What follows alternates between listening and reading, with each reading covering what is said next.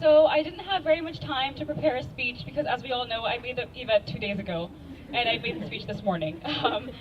But today I'm here to share my thoughts. And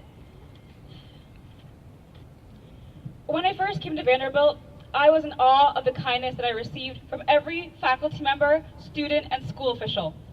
If I needed to pray, I could pray in the library. Once, a Peabody officer offered for me to use her own office.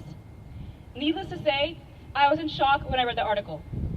For hours I wondered, are Muslims really unaccepted here? Does everyone think like this? Have I had teachers that have thought this way about me?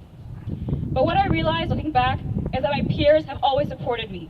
I have never once been discriminated by another student. So I organized a protest, a show of solidarity against discrimination. This protest is not about Carol Swain. I have no doubt that she's an educated, informed woman, and she has been a member of our faculty for 16 years. This protest is about the fact that a member of Vanderbilt faculty attacked her own students, that a member of faculty published hate speech against the very young adults that she seeks to inspire.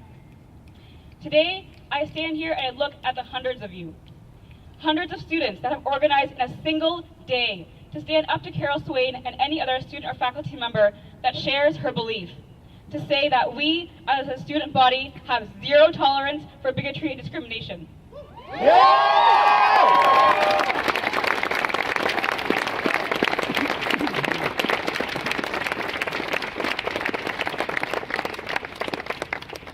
It was not a Muslim that was attacked. It was a student. And an attack on one student is an attack on all of us.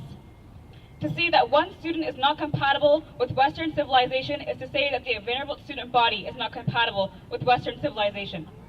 To say that one student does not belong to the brotherhood of man is to say that the Vanderbilt student body does not belong to the brotherhood of man. To say that one student is a threat to Western society and to our children is to say that the entire Vanderbilt student body is a threat to Western society and to our children. We have not gathered here to protest her article. We have not gathered here to protest Carol Swain. We have gathered here to show our solidarity and to ensure that there are no future attacks on students by faculty. Freedom of speech does not mean that speech is not subject to criticism. It does not mean that words do not have a hurtful impact on the Vanderbilt community.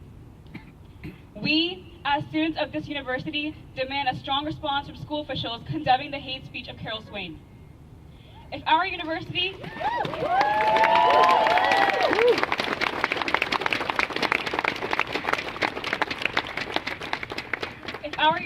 does not protect us now, it will never will. We must show that we will not feel safe until the students that have been wronged are given justice, until the Chancellor states that the views of this university and the views of Carol Swain are not the same, and that he is committed to making Vanderbilt a safe space for students of all religious, ethnic, cultural, and sexual backgrounds. If Vanderbilt does not respond to an attack on the dignity of its students, it has failed in its mission to create a space of dialogue and respect. Our promises of inclusivity, tolerance, and diversity are meaningless if we cannot protect minority groups from abuse. Today, I and the hundreds of you stand together to declare that intolerance and hatred has no place on this campus.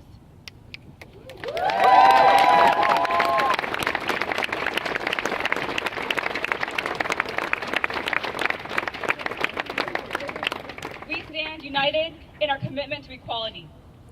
So, fellow Commodores, faculty, and members of the national community, join me in saying, Vanderbilt united will never be divided.